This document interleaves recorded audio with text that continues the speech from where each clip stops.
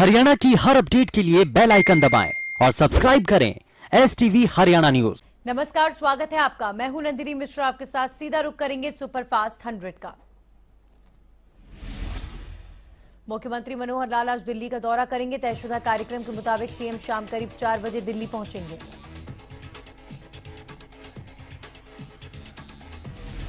दिल्ली दौरे में सीएम मनोहर लाल कई केंद्रीय मंत्रियों से भी मुलाकात करेंगे। मुलाकात के दौरान सीएम कई मुद्दों पर चर्चा कर सकते हैं, जिनमें से एक किसान आंदोलन का मुद्दा भी शामिल है।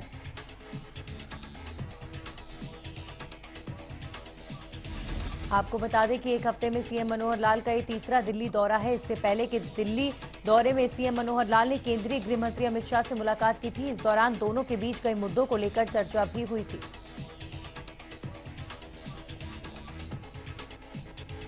कृषि कानूनों के खिलाफ किसानों के आंदोलन का आज 129वां दिन। किसानों के आंदोलन को 4 महीने से भी ज्यादा का वक्त बीत चुका है, लेकिन इस गतिरोध का अब तक कोई हल निकलता नहीं दिख रहा। आंदोलन के 4 महीने बाद किसानों ने एक बार फिर अपने आंदोलन को तेज करने के लिए रणनीति बनाई है, जिसके तहत किसानों ने मई के पहले हफ्ते में संसद कूच की योजना बनाई है।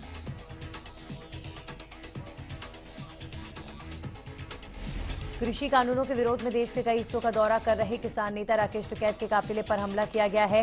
राकेश टिकैत के काफिले पर राजस्थान के अलवर में हमला हुआ है।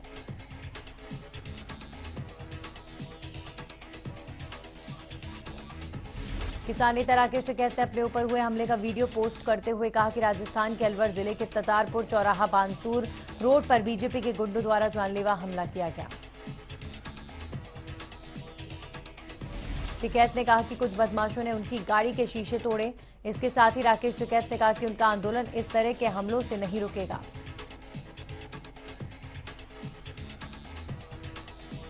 भारतीय किसान यूनियन के प्रदेश अध्यक्ष गुरनाम सिंह चढ़ूनी कुरुक्षेत्र पहुंचे, जहां उन्होंने एक बार फिर किसानों के आंदोलन को समर्थन देने की अपील की। उन्होंने कहा कि प्रदेश के अलग अलग जिलों में युवा किसान चौक चौराहों पर हॉर्न बजाकर किसानों के आंदोलन के लिए समर्थन जुटा रहे हैं।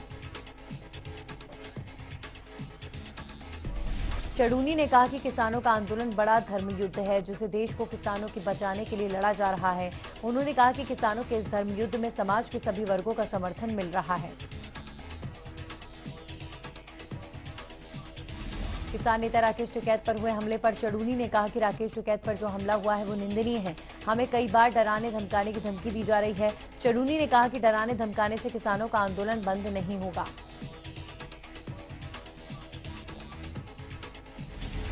चढ़ूनी ने 4 अप्रैल को जींद में होने वाली दिल्ली के मुख्यमंत्री अरविंद केजरीवाल की किसान महापंचायत पर अपनी प्रतिक्रिया देते हुए कहा कि कुछ राजनीतिक दल आंदोलन की आड़ में अपना भला करने की सोच रहे हैं।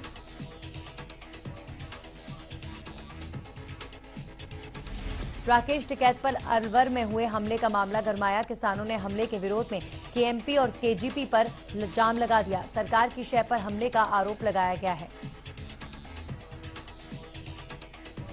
प्रदेश में गेहूं और सरसों की खरीद चल रही है। फारूकनगर अनाज मंडी में भी किसान अपनी फसल लेकर पहुंच रहे हैं। वहीं गुरुग्राम पहुंचे डिप्टी सीएम दुष्यंत चौटाला ने कहा है कि जो भी रजिस्टर्ड किसान हैं, उनकी फसल को तुरंत खरीदा जाएगा। डिप्टी सीएम दुष्यंत चौटाला ने बताया कि फसल की खरीद के लिए 50% किसानों को सरकार की तरफ से बुलाया जाएगा। 20% किसान जो चाहते हैं कि उनकी फसल पक चुकी है और तय समय से पहले सरकारी उनकी खरीद हो, तो 24 घंटे में उनको टोकन भी दिया जाएगा।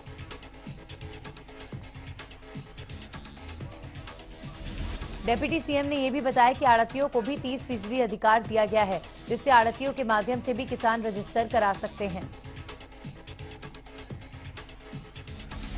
सिरसा यातायात पुलिस ने कानून व्यवस्था को बनाए रखने के लिए बड़ा अभियान चलाया है। इसके तहत सभी चौराहों पर पुलिस के जवानों को तैनात कर दिया गया है।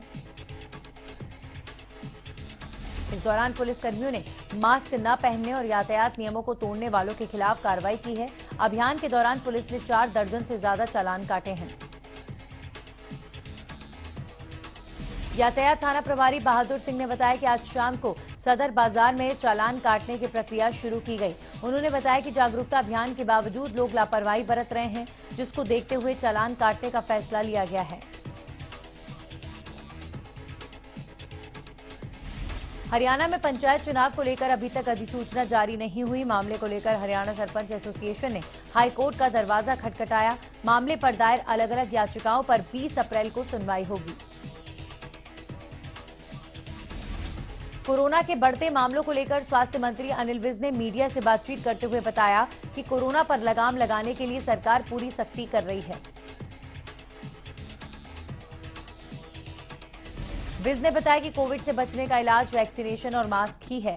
स्वास्थ्य मंत्री ने कहा कि अब प्रदेश में 2 दिन की जगह हफ्ते के 7 दिन मेगा वैक्सीनेशन किया जाएगा। विज ने बताया कि प्रदेश में अब तक 17 लाख लोगों को वैक्सीन लगाई जा चुकी है। कोरोना के बढ़ते मामलों के बाद सख्ती के सवाल पर उन्होंने कहा कि कुछ असेंबली में रेस्ट्रिक्शन लगाने पर विचार किया जा रहा है।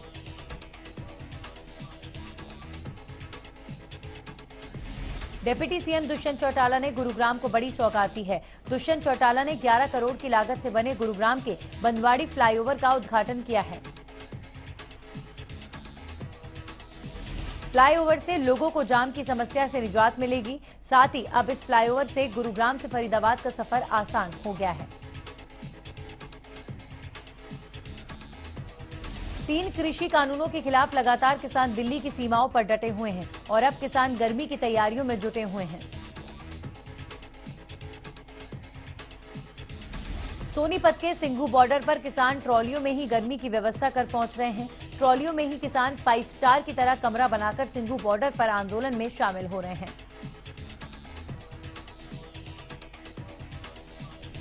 किसान संयुक्त मोर्चा के आह्वान पर किसान संगठनों ने हरियाणा सरकार की संपत्ति नुकसान भरपाई के विरोध में रोहतक में बैठक का आयोजन किया।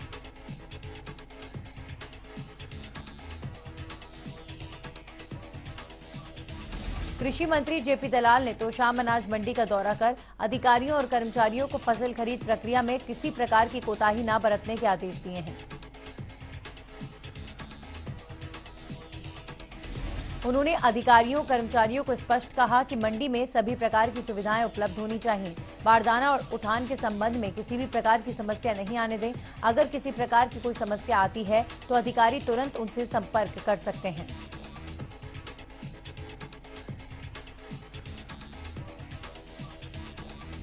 उन्होंने कहा कि खरीद प्रक्रिया तो सरकार ने शुरू कर दी है, लेकिन अभी तक फसल मंडियों में कम फसल पहुंची है क्योंकि प्रदेश में कटाई देरी से शुरू होती है। उन्होंने मार्केट फीस के संबंध में कहा कि वो सोमवार को बैठक करके इस संबंध में निर्णय लेंगे। प्रदेश के कृषि मंत्री जेपी दलाल ने दावा किया है कि हरियाणा पहला प्रदेश होगा जहां सरकार हर किसान के खाते में सीधा उसकी फसल का पैसा देगी। जेपी दलाल ने कहा कि किसानों की सरसों और गेहूं का एक एक दाना खरीदा जाएगा। वहीं उन्होंने कहा कि आने वाले समय में सरकार सिर्फ खेती करने वालों को ही किसान मानेगी।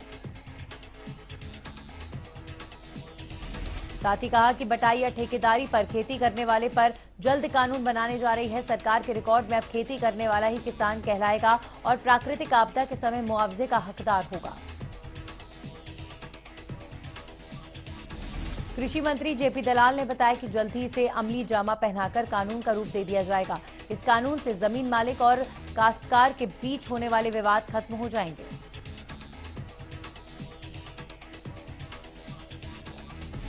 जेजेपी के राष्ट्रीय अध्यक्ष अजय सिंह चौटाला शुक्रवार को बाडरा के द्वारका गांव में एक निजी कार्यक्रम में शामिल होने पहुंचे।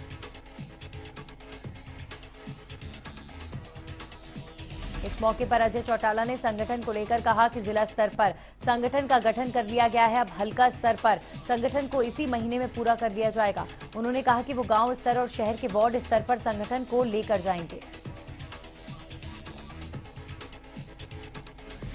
वहीं बाडरा हल्के के विकास कार्यों पर उन्होंने कहा, हमने जितनी घोषणाएं की हैं हम उन्हें धीरे धीरे पूरा करने का काम कर रहे हैं। साथ ही प्रदेश में निरंतर विकास को गति देने का काम भी किया जा रहा है।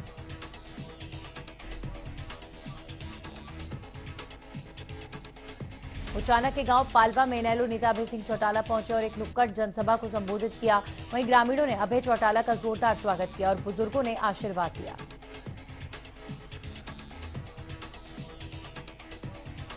प्रदेश कांग्रेस अध्यक्ष कुमारी शैलजा ने एक बार फिर बीजेपी पर जमकर हमला किया। शैलजा ने पंजाब में बीजेपी विधायक के साथ मारपीट पर मामले पर बोलते हुए कहा कि शुक्र माने कि बीजेपी ने इसके लिए नेहरू को जिम्मेदार नहीं ठहराया। उन्होंने कहा कि बीजेपी नेता किसानों के लिए अभद्र भाषा का प्रयोग करते हैं। जब किसान विरोध करते हैं तो कांग्रेस का नाम लेते हैं। उन्होंने कृषि कानूनों को किसानों पर जबरन थोपने का आरोप लगाया है। वहीं हिसार में डिप्टी सीएम दुष्यंत चौटाला के खिलाफ प्रदर्शन करने वाले किसानों के खिलाफ मामला दर्ज किए जाने पर प्रतिक्रिया देते हुए कांग्रेस की प्रदेश अध्यक्ष कुमारी शैलजा ने कहा कि लोकतंत्र में अपनी बात रखने का मौका मिलना चाहिए, लेकिन यहां तो मीडिया हो या फिर आम जनता, सबकी आवाज बंद करने का काम किया जा रहा है। इधर सिंघू बॉर्डर पर संयुक्त किसान मोर्चा की तरफ से 2 दिन के वॉलीबॉल किसान प्रीमियर लीग की शुरुआत की गई है। अमेरिकन सिख संगत की तरफ से वॉलीबॉल टूर्नामेंट की शुरुआत की गई है। आंदोलन में शामिल किसानों के मनोबल को बढ़ाने के लिए इस तरह की प्रतियोगिता करवाई जा रही है। वॉलीबॉल टूर्नामेंट पहले नंबर पर आने वाली टीम को 1 लाख रुपए का इनाम भी दिया जाएगा। वहीं दूसरे नंबर पर आने वाली टीम को 70,000 और तीसरे और चौथे नंबर की टीम को 21,000 रुपए का इनाम दिया जाएगा। इस टूर्नामेंट में हरियाणा के साथ ही पंजाब, यूपी और राजस्थान की कुल 40 टीमें हिस्सा ले रही हैं।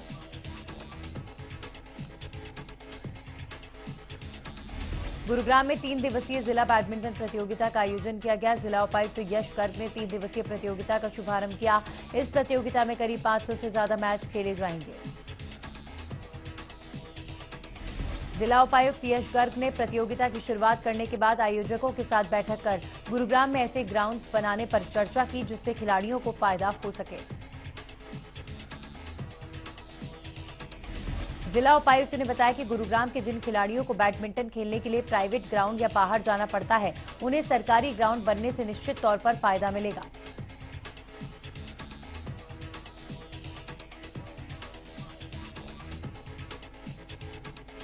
फरीदाबाद में कक्षा 8वीं की छात्राओं साक्षी और पल्लवी ने नेशनल मींस मेरिट स्कॉलरशिप के लिए क्वालिफाई कर लिया है। प्राचार्य रविंद्र कुमार मनचंदा ने साक्षी और पल्लवी को बधाई देते हुए और भी परिश्रम करने के लिए प्रेरित किया।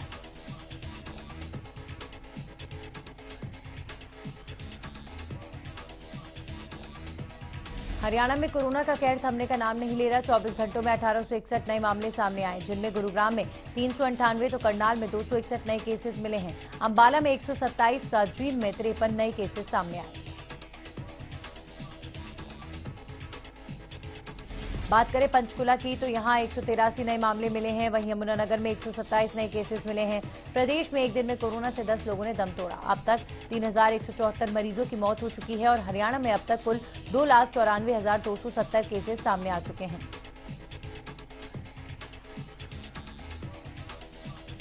बढ़ते कोरोना के मामलों के बीच वैक्सीनेशन की प्रक्रिया भी अपनी रफ्तार बढ़ा रही है। अंबाला के नागरिक अस्पताल में कोरोना वैक्सीन लगवाने के लिए लोगों को जागरूक किया गया।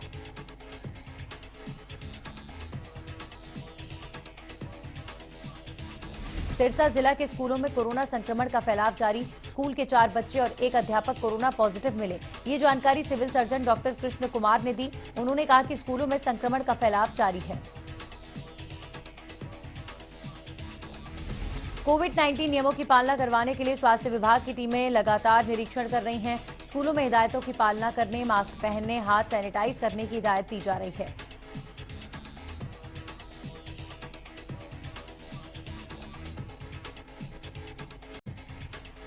देश की सेवा में अपनी जान देने वाले यमुनानगर के शहीद जयमाल खान को पूरे राजकीय सम्मान के साथ सुपुर्द खाक किया गया। बता दें कि गांव कल्याणपुर के 40 वर्षीय सीआरपीएफ जयमाल खान कोकराझार में तैनात थे और ड्यूटी के दौरान गोली लगने से वो शहीद हो गए।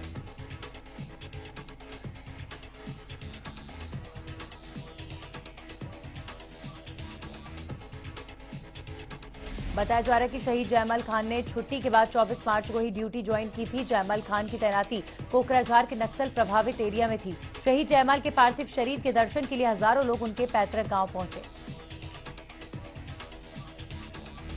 पानीपत के सेक्टर 13 से 17 में रहने वाले डॉक्टर सुरेश खुराना गुरुवार शाम से लापता हैं। उनकी साइकिल पानीपत टोल प्लाजा के पास एक ढाबे के पास से बरामद की गई है। जानकारी के अनुसार डॉक्टर खुराना रोज शाम को साइकिलिंग के लिए निकलते थे। गुरुवार को भी वे 6:30 बजे घर से साइकिलिंग के लिए निकले, लेकिन देर रात तक वापस घर नहीं लौटे। गोहाना नगर परिषद के पार्षदों का कार्यकाल मई में पूरा हो रहा है। आगामी चुनाव के मद्देनजर चुनाव आयोग के आदेश पर मतदाता सूची का फिर से निरीक्षण करवाया जा रहा है। एसडीएम प्रदीप कुमार ने नगर परिषद कार्यालय में सुपरवाइजर्स और पीएलओ सुपरवाइजर की बैठक लेते हुए कार्य की समीक्षा की। एसडीएम ने सुपरवाइजर और पीएलओ को पारदर्शिता के साथ काम करने के लिए प्रेरित किया।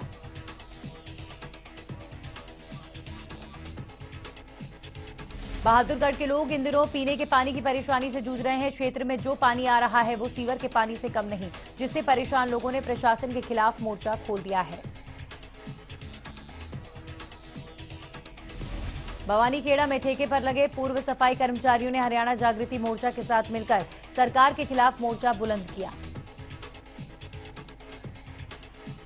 नाराजगी इस कदर की इन्होंने तहसील परिसर में अपनी मांगे पूरी करने को लेकर जमकर नारेबाजी की। ये लोग बकाया वेतन और इन्हें नियमित किए जाने की मांग कर रहे हैं।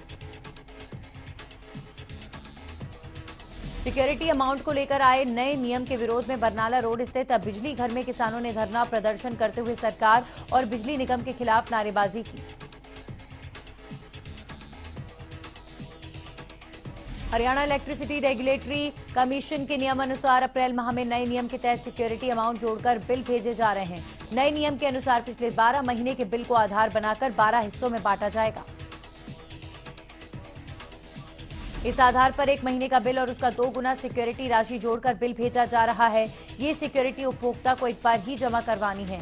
इस नियम के विरोध में किसानों ने बिजली घर में धरना लगाकर प्रदर्शन शुरू कर दिया।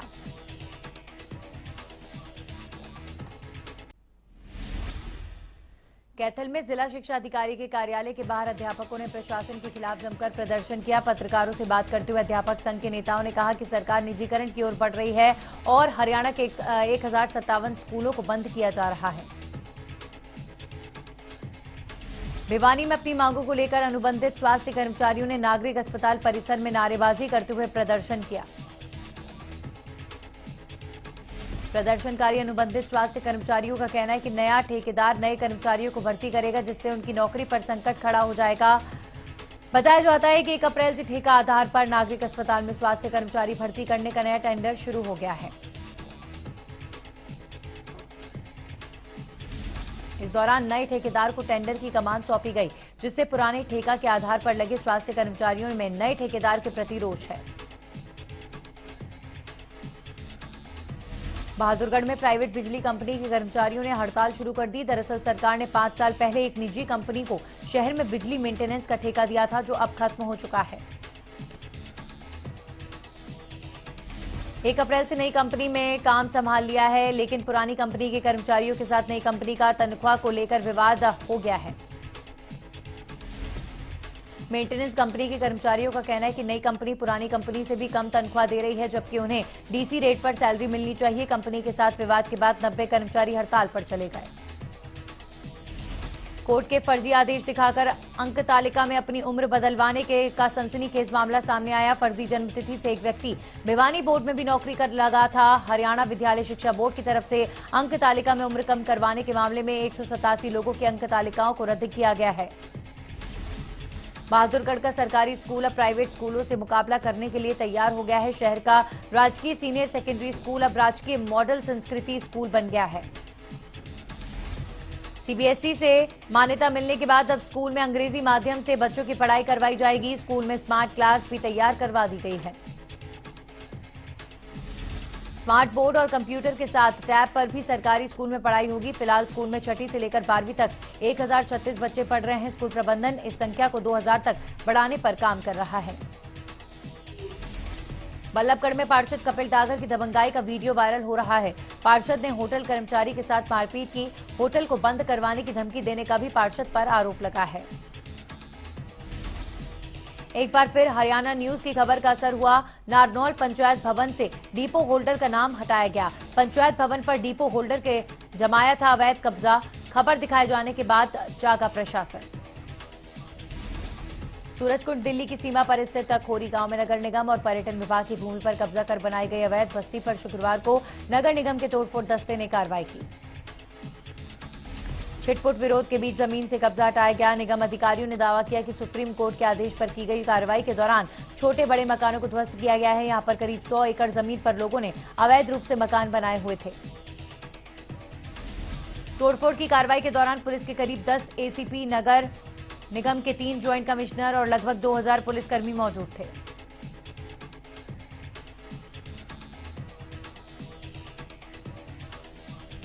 सोना में दिन दहाड़े लूट का मामला सामने आया है। दरअसल एक युवक कोचिंग सेंटर से अपने भाई को लेने आया था, तभी कुछ अज्ञात लोगों ने उस समय हमला कर दिया। बदमाशों ने लाठी डंडों से हमला करते हुए फॉर्च्यूनर गाड़ी को क्षतिग्रस्त कर दिया और 10,000 रुपए की नकदी को छीनकर फरार हो गए। पीड़ितों ने घटना की जानकारी पुलिस कंट्रोल रूम को दी। पुलिस ने मामला पर संज्ञान लेते हुए फरार बदमाशों की तलाश शुरू कर दी। पानीपत के धूपनगर में बदमाशों ने दिन दहाड़े ठेकेदार को गोली मारी। गोली लगने से ठेकेदार की मौके पर ही मौत हो गई। घटना से क्षेत्र में दहशत का माहौल बना हुआ है। पंचकुला ब्लाइंड मर्डर केस में पंचकुला कोर्ट ने हत्या के आरोपी को उम्र कैद की सजा सुनाई। इस मर्डर केस में एक माता पिता को 6 साल बाद इंसाफ मिला। सेक्टर 11 में रहने वाले मुकुल भारद्वाज के पैसों के लेन देन को लेकर गला दबाकर हत्या कर दी गई। मामले में पुलिस ने 3 आरोपियों के खिलाफ मामला दर्ज किया था। इधर करनाल कलंदरी गेट में युवक की हत्या मामले में पुलिस ने 2 आरोपियों को गिरफ्तार कर लिया। इन आरोपियों को अदालत में पेश करके रिमांड पर लिया जाएगा, जहां इनसे पूछताछ की जाएगी।